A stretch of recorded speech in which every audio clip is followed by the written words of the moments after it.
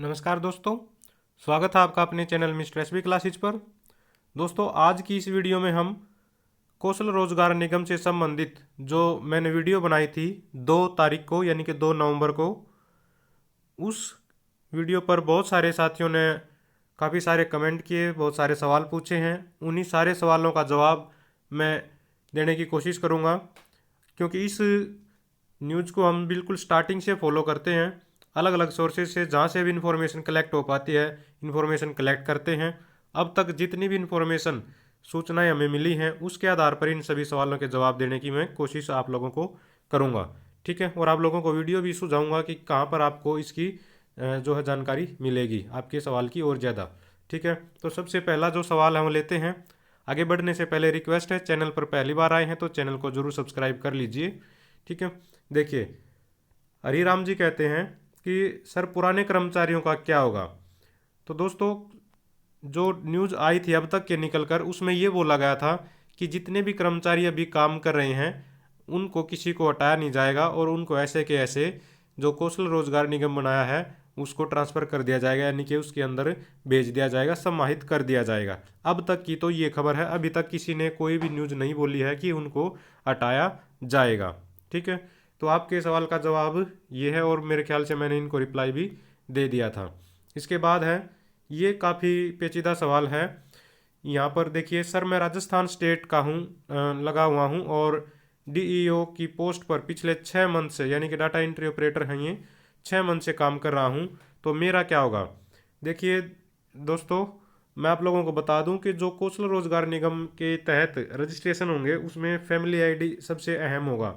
सरकार जो डाटा उठाएगी वो फैमिली आईडी का डाटा उठाएगी, और फैमिली आईडी आप लोगों को पता होगा कि हरियाणा के लिए ही है। ठीक है, हरियाणा के जो रेजिडेंशियल हैं, जो निवासी हैं, उनके लिए फैमिली आईडी बनाई जाती है।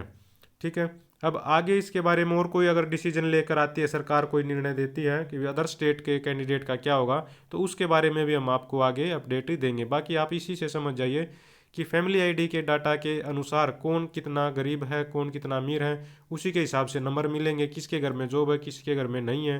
ठीक है, तो वो फैमिली आईडी के अकॉर्डिंग ही कर्मचारियों को रखा जाएगा। आगे बढ़ते हैं। मुकेश सैनी जी कहते हैं कि कोई भी भाई इन पदाधिकारियों का कॉन्टैक्ट बता दो, मुझे भी बात करनी है।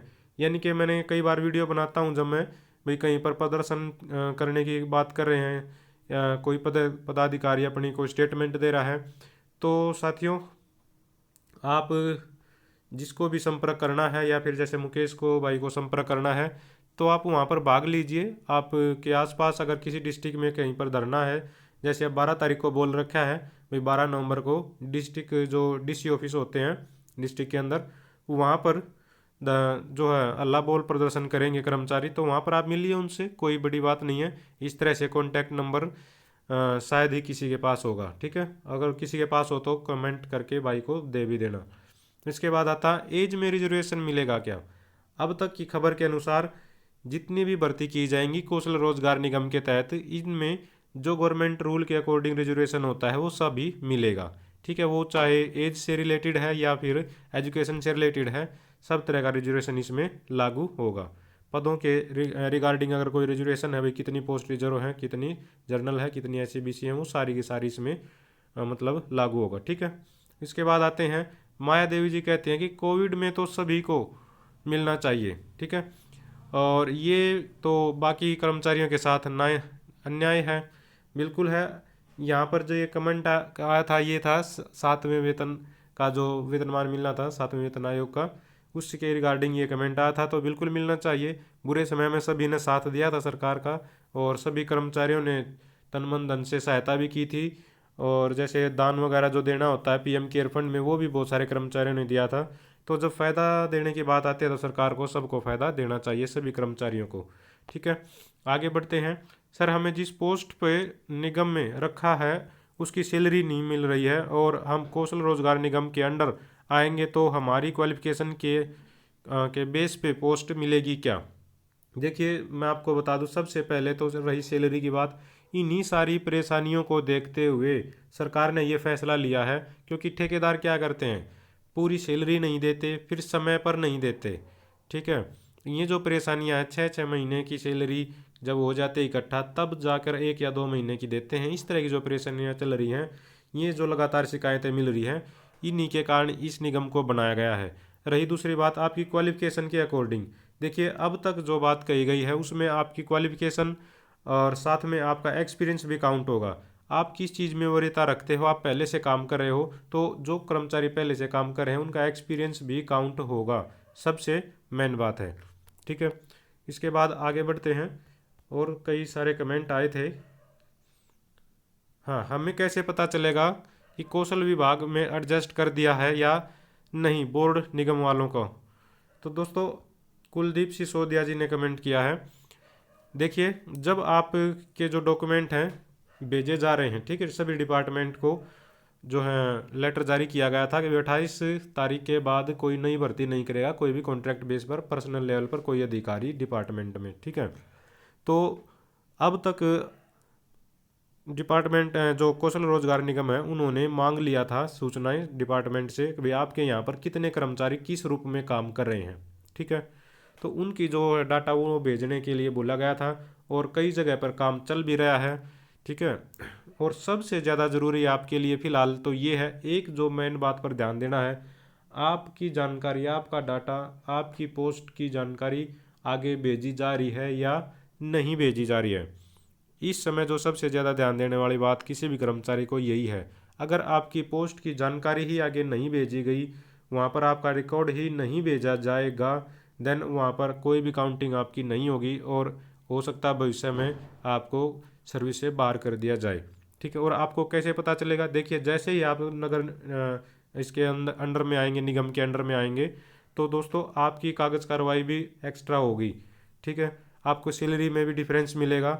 सैलरी अब जो नई है उसके तहत आएंगे सभी सभी के सभी कर्मचारी। जो 5% डीसी रेट अभी हर साल बढ़ेगा वो भी सरकार ने बोला था, और ऊपर से जो डीसी रेट अभी बढ़े हैं वो सब भी मिलकर आएंगे। कागज़ कार्रवाई भी अलग से होती है, पीएफ वगैरह कटेगा, ईएसआई का जो कार्ड बनता है मेडिकल का वो भी बनेगा। तो इससे हर बहुत सारे कर्मचारी को ये सारी जो सुविधाएं वो दे नहीं रहे हैं ठेकेदार। ठीक है, तो आपको अपने आप पता चल जाएगा, ये कोई बड़ी समस्या नहीं है। ठीक है, उसके बाद आते हैं बंटी नागर जी, बोलते हैं जिन भाइयों ने आईटीआई पास करके अप्रेंटिस लगी रही है गवर्नमेंट ऑफिस में, उनका क्या होगा? देखिए अप्रेंटिस एक बिल्कुल ही अलग चीज़ है दोस्तों।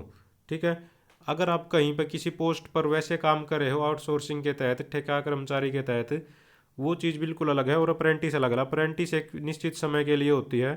ठीक है, एक फिक्स होता है भाई आपको 6 महीने की अप्रेंटिस है, साल की है, 2 साल की है, इस तरह से होता है। और अप्रेंटिस इस जॉब के अंदर काउंट नहीं होती, इस जॉब के अंदर काउंट नहीं होती जो आउटसोर्सिंग की जॉब होती है। ठीक है, तो मेरे ख्याल से आपको आपका जवाब मिल गया होगा।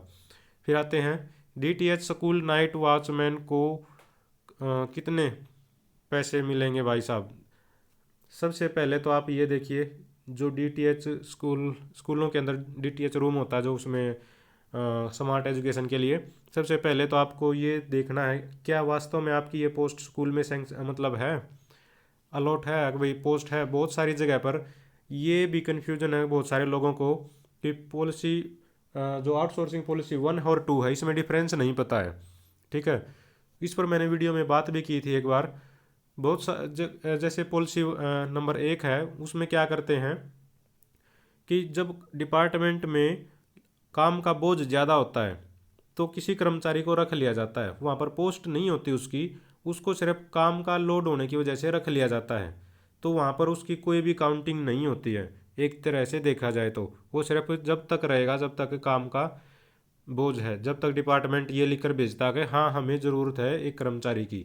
ठीक है, एक दूसरी जो आउटसोर्सिंग पॉलिसी होती है उसमें क्या करते हैं, उसमें ये होता है भाई वहाँ पर पोस्ट है बाकायदा और वो पोस्ट खाली है, उस खाली पोस्ट पर कोई टेम्परेरी कर्मचारी डीसी रेट पर कोई कर्मचारी काम कर रहा है। तो इनमें काफ़ी अंतर हो जाता है। वहाँ जिस डिपार्टमेंट में वो पोस्ट ही नहीं है तो वहाँ पर उसकी काउंटिंग करना बहुत मुश्किल हो जाता है। अगर डिपार्टमेंट बार बार उसको ये बताना पड़ेगा हर साल कि हमारे पास काम का वर्क का लोड है इसलिए हमें ये कर्मचारी रखना ज़रूरी है। ठीक है, लेकिन अगर वहाँ पर पोस्ट है बाकायदा तो वहाँ पर तब तक वो काम करेगा वो डीसी रेट पर वो कर्मचारी जब तक कि वहाँ पर कोई परमानेंट कर्मचारी नहीं आ जाता है।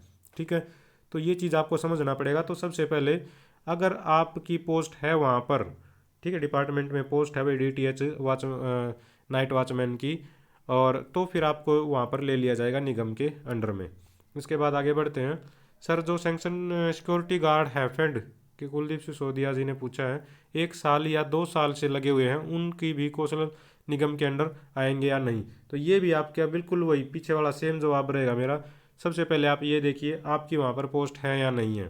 ठीक है, हो सकता है पोस्ट 1 है, कर्मचारी वहाँ पर 2 काम कर रहे हैं, ठीक है, 3 काम कर रहे हैं। तो सबसे पहले ये देखिए वहाँ पर आपकी अगर पोस्ट है तो आपका डाटा जाना चाहिए 100%, और नहीं जा रहा है तो आपको सचेत होने की ज़रूरत है। ठीक है, उसके बाद आगे बढ़ते हैं।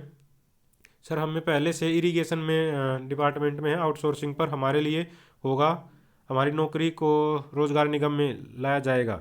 अगर आप इरिगेशन डिपार्टमेंट में हो और पोस्ट पर हो तो डेफिनेटली बिल्कुल पक्का आपको जो है अंकित शर्मा जी, आपको ज़रूर निगम के अंडर में लाया जाएगा आपकी पोस्ट को। ठीक है, अगर वहाँ पर पोस्ट है तो। सर एक छोटी सी बात है कि हम स्वास्थ्य विभाग में, बहुत सारे कमेंट आते हैं स्वास्थ्य विभाग से, पब्लिक हेल्थ से सबसे ज़्यादा, निक्का जैलदार बोलते हैं स्वास्थ्य विभाग में ठेका प्रथा के तहत लगे हैं हुए हैं 3 साल से, हमें बाहर तो नहीं निकाला गया जाएगा या हमें सीधा ऐसे निगम में ले लिया जाएगा। तो बिल्कुल सेम बात मैं आप लोगों के लिए बोलूँगा। इसमें मेरे सवाल मेरे जवाब है जो आपके सवालों का जवाब जो मिल गया होगा।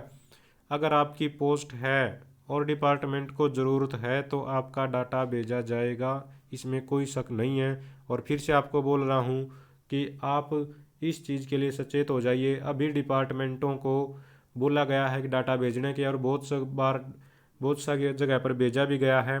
उस पर मैंने वीडियो बनाई थी किस तरह की धांधलियाँ चल रही हैं डाटा भेजने में, वो आप लोग देख लेना। मैं आप लोगों को बता भी दूंगा किस में है वो, ठीक है, कौन सी वीडियो, वो भी मैं आपको स्क्रीनशॉट दिखा दूंगा। तो सबसे पहले जो मुख्य बात है आज के समय की वो ये है कि आप लोगों को ये चीज़ कंफर्म करनी है कि आपकी पोस्ट का डाटा, आपके नाम का डाटा आगे भेजा गया है। ठीक है, तो सक्षम युवा को भी परमानेंट जॉब मिलनी चाहिए, बिल्कुल मिलनी चाहिए। सिर्फ सक्षम युवा ही नहीं, सभी को मिलनी चाहिए। सभी इसी के लिए घूम रहे हैं, जो आंदोलन कर रहे हैं कच्चे कर्मचारी। ठीक है, और रोजगार कौशल जो निगम है उसमें भी सक्षम युवाओं को तरजीह देने की बात बोली गई थी। 2 तारीख के जो वीडियो बनाई थी, जो न्यूज़पेपर में आई थी उसमें। ठीक है, और ये खबर तो मैं आपको बता दूं 2 साल पहले से ही चल रही है। ठीक है, ये खबर अगर DC रेट पर लगाया जाएगा सक्षम युवाओं को, ये खबर बहुत पहले से चल रही है, 2 साल के करीब से। Please send portal link. जो वीडियो मैंने 2 तारीख को बनाई थी उसमें मैंने वीडियो में बाकायदा अंडरलाइन करके ये बताया गया है कि अब तक लिंक के बारे में ये जानकारी दी गई है और ये बोला गया ये पोर्टल का नाम है। ठीक है, आप वीडियो देख लीजिए, वहाँ पर आपको कन्फर्म हो जाएगा अब तक क्या है। कौशल रोजगार निगम कब से लागू होगा? तो लागू दोस्तों 1 तारीख को मुख्यमंत्री ने बोल दिया है। हो सकता है उसकी वीडियो भी पड़ी है टेलीग्राम चैनल पर, मेरे ख्याल से मैंने डाल दी थी। लेकिन सभी न्यूज़पेपर में कम से कम 6 से 7 न्यूज़पेपर हर रोज़ हम पढ़ते हैं, उसमें से जो खबरें निकल कर आती हैं, 1 तारीख को इसको लॉन्च कर दिया था और 2 तारीख को सभी न्यूज़पेपर में था। इस पर मैंने वीडियो बनाई थी। ठीक है, आगे जैसे जैसे काम करेगा, आप लोगों को पता है कोई भी सरकारी काम है अचानक से कुछ भी नहीं हो जाता। जब कोई भी, अगर ये रोजगार से संबंधित बात है ये, ठीक है, नौकरी से संबंधित बात है, चाहे वो कच्ची है या फिर पक्की है, और उसके रूल भी बनाए जाते हैं, सर्विस रूल होते हैं कुछ। अब कर्मचारी हैं, लगेगा तो उसको हटाना, नहीं हटाना, कितने दिन तक कहाँ पर काम करेगा, उसको सर्विस में क्या सुविधाएं देनी है, बहुत सारी चीज़ें होती हैं। धीरे धीरे वो चीज़ें निकल कर सामने आएंगी, और जब जैसे जैसे ये चीज़ें आपके सामने जैसे जैसे खुलती जाएंगी, मैं एक एक चीज़ को पॉइंट टू पॉइंट आप लोगों के लिए लेकर आता रहूँगा। ठीक है, आगे हैं समान काम समान वेतन, वेतन के लिए। ठीक है, बिल्कुल सत्यवान शर्मा जी बोलते हैं समान काम के लिए समान वेतन होना चाहिए। ये तो बहुत ज़्यादा ज़रूरी है। 8-8 हज़ार में, 5-5 हज़ार रुपये में, बहुत सारी जगह तो जो ठेकेदार होते हैं 8-8 हज़ार रुपये में कर्मचारियों का शोषण करते हैं, और 8 हज़ार भी समय पर नहीं देते। सबसे बुरी बात तो ये है, वो 8 हज़ार भी ऐसे नहीं है कि हर महीने मिल जाते हैं। तो समान काम के लिए समान वेतन बिल्कुल होना चाहिए। उसके बाद है सतीश कौशिक जी पूछ रहे हैं, सर प्लीज़ आप बताइए एक्सपीरियंस के आधार पर कितने पे एक्स्ट्रा मिलेंगे और एक्सपीरियंस कौन सा चलेगा?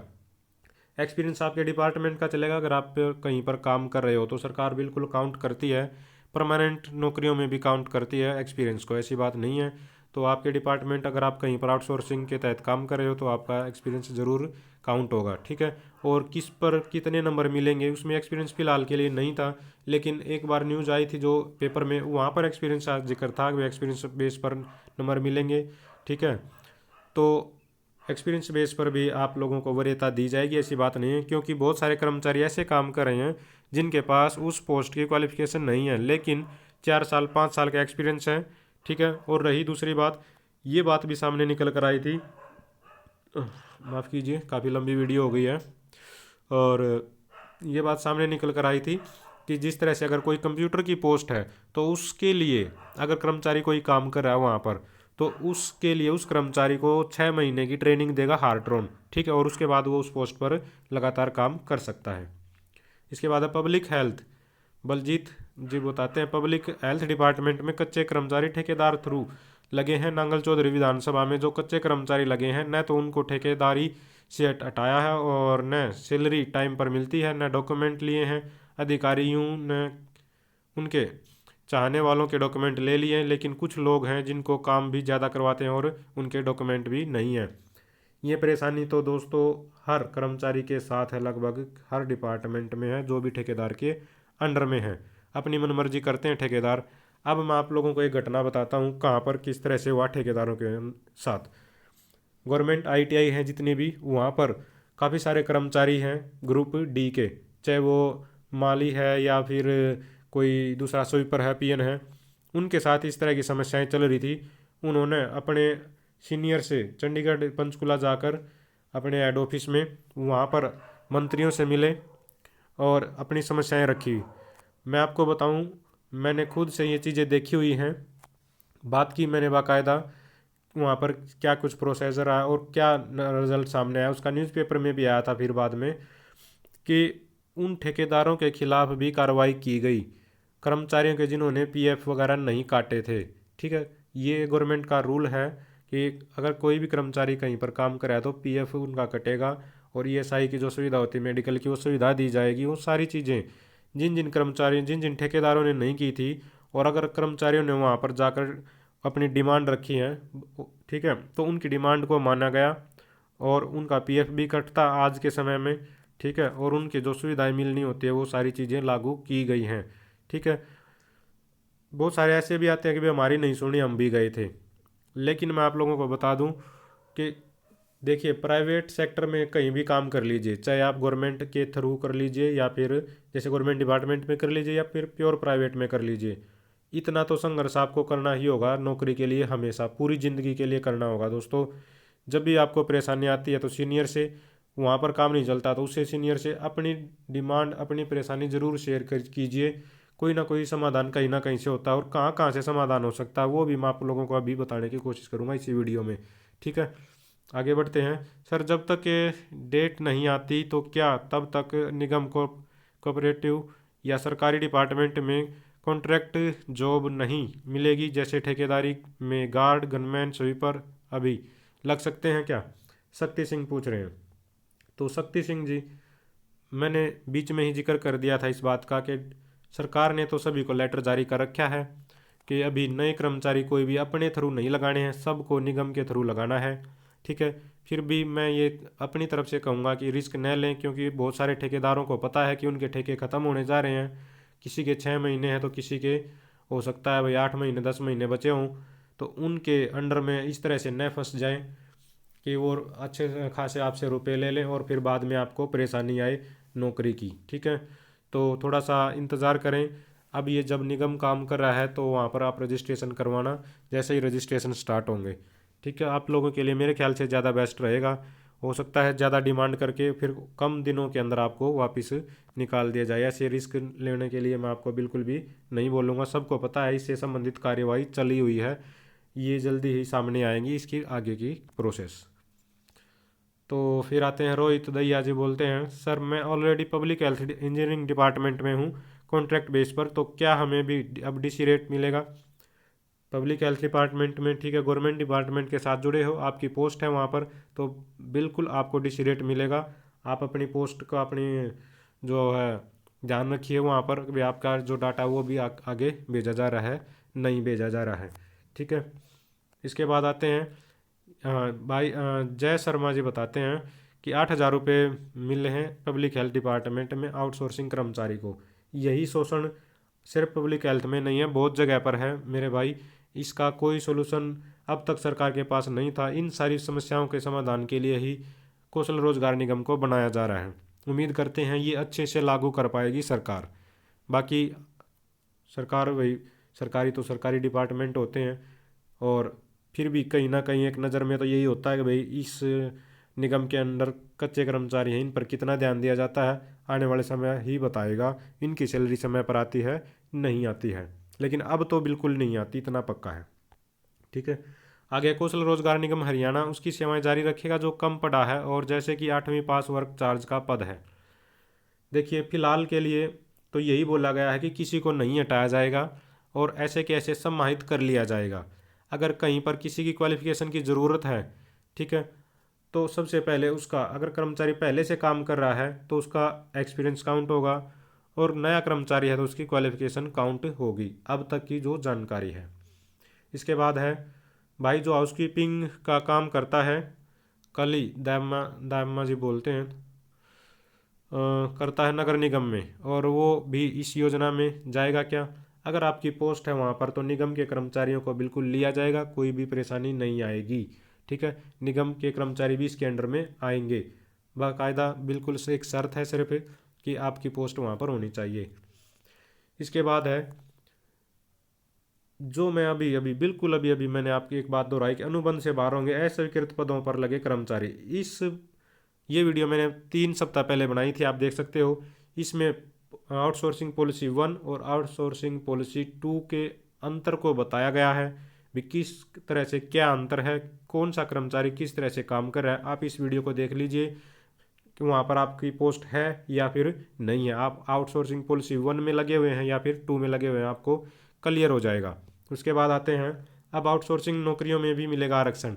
ये उस भाई के लिए है ये वीडियो, वो देख सकता है, 3 सप्ताह पहले मैंने बनाई थी ये वीडियो। ये उन्हीं के लिए है जो रिजर्वेशन के बारे में पूछ रहा था, एज का रिलैक्सेशन मिलेगा या नहीं मिलेगा। ठीक है, इसके बाद आते हैं नियमित नियुक्ति तक ठेका कर्मचारियों को नहीं हटा सकते। बहुत सारे साथियों के कमेंट ये भी आते हैं कि हमें तो निकाल दिया गया है, हमें 60 कर्मचारी थे, हम 70 कर्मचारी थे, हमें निकाल दिया गया है। देखिए वैसे तो ये हरियाणा का केस नहीं है, लेकिन जब केस चलते हैं तो किस देश में कहीं भी हो, किसी भी कोर्ट की का कोई केस अगर रिजल्ट आया उसका, उस रिजल्ट का हवाला देकर ये कहा जा सकता है कि वहाँ वहाँ पर इस तारीख में ये डिसीजन दिया गया था। ठीक है, वो भी एक सबूत के तौर पर दिखाया जाता है कोर्ट के अंदर। तो आप अगर इस तरह का आपके साथ काम हुआ है तो ये कदम तो फिर आपको उठाना पड़ेगा कि अपने कोर्ट केस लड़िए। हाँ, बस शर्त ये है इस तरह के इसमें कोर्ट केस में कि अगर एक कच्चे कर्मचारी को हटाकर उसके जगह पर दूसरा कच्चा कर्मचारी लगाता है कोई भी अधिकारी, तो उसके लिए है ये। ठीक है, अगर वहाँ पर परमानेंट कर्मचारी आता है तब ये चीज़ नहीं चलेगी, लेकिन एक कच्चे को हटाकर दूसरा कच्चा ही लगता है उसके लिए ये लागू होता है। उसके बाद आउटसोर्सिंग पॉलिसी 2 में मिलेगी वरीयता। सक्षम युवाओं को, ये आपका जवाब है, सक्षम युवाओं को काफ़ी दिनों से डीसी रेट पर करने की जो है, काफ़ी 2 साल पहले बात चली थी लेकिन वो ठंडे बस्ते में चलेगी। अब जैसे ही रोजगार निगम की बात चली हुई है, अब फिर से इनका जिक्र है जो आया हुआ है, 4 सप्ताह पहले मैंने वीडियो बनाई थी। ठीक है, इसके बाद है सभी विभागों से मांगे कर्मचारियों की जानकारी। मैंने लगातार इसी वीडियो में लगातार आप लोगों को बोला है कि इस समय जो सबसे ज़्यादा ध्यान देने की ज़रूरत है वो है आपका डाटा, आपकी डिटेल, आपका बायोडाटा आगे भेजा जा रहा है या नहीं भेजा जा रहा है आपके सीनियर के द्वारा, आपके डिपार्टमेंट हेड के द्वारा। अगर आपका डाटा आगे नहीं भेजा गया तो वहाँ पर आपकी काउंटिंग नहीं होगी। इसके बाद आगे बढ़ते हैं, आउटसोर्सिंग कर्मचारियों का डाटा भेजा जाएगा रोजगार निगम में। ये जो मैंने वीडियो बनाई थी 1 सप्ताह पहले ही, मैं आपको बता दूं कि इसमें यही विवाद सामने आया था कि बहुत सारे जो डिपार्टमेंट हेड हैं वो सभी कर्मचारियों का डाटा आगे नहीं भेज रहे हैं। ठीक है, इस वीडियो को देखकर आपको काफ़ी कुछ समझ में आ जाएगा फिलहाल क्या चला हुआ है। ठीक है, तो उसके बाद सक्षम युवाओं को तरजीह, ये तो मैंने कल ही बनाई थी, इसमें न्यूज़पेपर में भी आया हुआ था। और जो सबसे बड़ा सवाल, अभी जो कर्मचारी काम कर रहे हैं उनके लिए पहले से काम कर रहे कच्चे कर्मचारियों को नहीं हटाया जाएगा। तो अब तक की जो अपडेट है वो ये है कि किसी को हटाया नहीं जाएगा, लेकिन गड़बड़ कहाँ पर होगी यहाँ पर होगी कि अगर आपका डाटा वहाँ पर नहीं भेजा गया तो वो आप हटे ही समझो अपने आप को। ठीक है, उसके बाद है देखिए किस आधार पर मिलेगी नौकरी। यहाँ पर इसमें बताया गया था कि भाई किस कैंडिडेट को कितने अंक मिलेंगे इनकम के बेस पर। ठीक है, फिर उसके घर में जॉब है नहीं है, इस तरह की जो चीज़ें हैं वो सारी की सारी 3-4 कैटेगरी बनाई गई हैं इनकम की, जिनमें से एक कैटेगरी है। ठीक है, तो उनके आधार पर इसमें नंबर मिलेंगे। ठीक है, तो ये सारे के सारे सवाल जवाब थे, कमेंट थे, और आप बाकी साथ ज़्यादा जानकारी के लिए ये सभी वीडियो देख सकते हैं जो मैंने आप लोगों को सजेस्ट की हैं। एक और जो मैं आप लोगों को दिखाना चाह रहा था वो भी मैं आपको दिखा देता हूँ। आप अपनी कंप्लेंट अगर करना चाहते हो तो कहाँ पर करोगे। ठीक है, ये वो स्क्रीनशॉट है दोस्तों, ये मैंने ट्विटर से लिया है क्योंकि इन सब को मैं भी फॉलो करता हूँ। देखिए, अगर आप किसी भी सरकारी है या फिर प्राइवेट है, आपके सूबे का, आपके राज्य का मुख्यमंत्री है, कम से कम आपको उसको ज़रूर फॉलो करना चाहिए, चाहे कोई भी मुख्यमंत्री बने।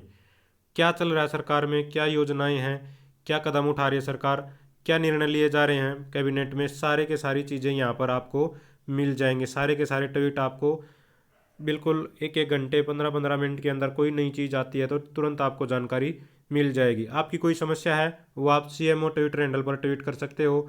बहुत बार देखा गया है कि अच्छे से समस्या को सुना जाता है, उस पर कार्रवाई भी की जाती है। जहाँ तक संभव हो उसके ज़्यादा नहीं तो 60 से 70% जो समस्याएं आती हैं उनका समाधान जरूर होता है यहाँ पर। ठीक है, उसके बाद आपके डिपार्टमेंट में जैसे पब्लिक हेल्थ है, ठीक है, हेल्थ डिपार्टमेंट में, या फिर आपके डिपार्टमेंट का कोई भी मंत्री है, या फिर वहाँ पर कोई सीनियर है, या आपके डिस्ट्रिक्ट का कोई DC है, उन सब को ज़रूर फॉलो करना चाहिए। ठीक है, जैसे यहाँ पर है हेल्थ डिपार्टमेंट है अनिल विज के पास, तो आपको इनको ज़रूर फॉलो करना चाहिए, यहाँ पर अपनी समस्या बताना चाहिए। अगर 15 ट्वीट, 20 ट्वीट, अगर 50 या 100 ट्वीट अगर किसी एक विषय पर जाएं, या फिर आप पर्सनल रूप से उनको चिट्ठी लिख सकते हैं। अगर एक ही विषय पर मान लीजिए 50-100 चिट्ठी अगर चली जाएं, 50-100 ट्वीट चले जाएं, तो पता चलेगा मंत्री को कि हाँ वाकई में ये प्रॉब्लम चली हुई है डिपार्टमेंट में, इस पर कोई ना कोई कार्रवाई करनी चाहिए। क्योंकि अधिकारी लोग इतने व्यस्त होते हैं कि छोटी छोटी जो आम आदमी की जो ग्राउंड लेवल पर जो काम कर रहे हैं उनकी समस्याओं को सुनने का समय उनके पास होता ही नहीं है। तो उन तक पहुंचाने के लिए, सबसे ऊपर वाले लेवल पर पहुंचाने के लिए आपको ऐसे साधन जरूर अपनाने चाहिए। आज के समय में सबके पास स्मार्टफोन है। ठीक है, ट्विटर जरूर कर चलाना चाहिए। सारे हेड डिपार्टमेंट, सभी DC, सभी मंत्री, सब इस पर आपको मिलेंगे। सबको फॉलो करो जो आपके ज़रूरत के हैं। उसके बाद है DPR हरियाणा, ये गवर्नमेंट से रिलेटेड जो भी निर्णय होते हैं सभी को पब्लिश करता है समय से। ठीक है, जैसे आपको एजुकेशन मिनिस्टर को फॉलो करना चाहिए। अगर आप एजुकेशन डिपार्टमेंट में हो तो आपकी शिकायत भेजना चाह रहे हो, या बिजली विभाग में हो तो आपको यहाँ पर अपनी शिकायत भेज सकते हो। ठीक है, या फिर जैसे पुलिस डिपार्टमेंट में कोई काम कर रहा है तो यहाँ पर अपनी शिकायत इस तरह से आप भेज सकते हो। ये आपके पास आपके फ़ोन में बिल्कुल डायरेक्ट, देखिए काम होगा नहीं होगा वो बाद की बात है। सबसे पहले तो ये है आप क्या कर सकते हो, कितना कर सकते हो, कहाँ तक आप जा सकते हो। तो आपके पास ये साधन है, आप डायरेक्ट अपनी बात यहाँ पर पहुँचा सकते हो। फिर से मैं कह रहा हूँ, ज़्यादा अगर आप 100% नहीं मानो तो कम से कम 60 से 70% समस्या का समाधान तो यहाँ पर ज़रूर होता है। ठीक है, तो इसका काफ़ी प्रचार प्रसार करती है सरकार भी, भाई हम CMO ट्विटर हैंडल से समस्याओं का समाधान करते हैं। तो आप कोशिश कीजिए, पर्सनल रूप से मिलिए। ठीक है, बार बार आप जाइए, क्योंकि जॉब करनी है और वो भी सरकारी नौकरी तो है नहीं, तो आपको एक्टिव तो रहना ही पड़ेगा। तो ये सारे सवालों के जवाब थे, और जहाँ तक संभव उसका मैंने कोशिश की है देने की, वो समाधान बताने की कोशिश की है। आगे जो भी आएगी कोई बात निकल कर कौशल रोजगार निगम से संबंधित कोई भी खबर, तो हम समय पर आपको बताते रहेंगे। आज के लिए इतना ही। Thank you very much.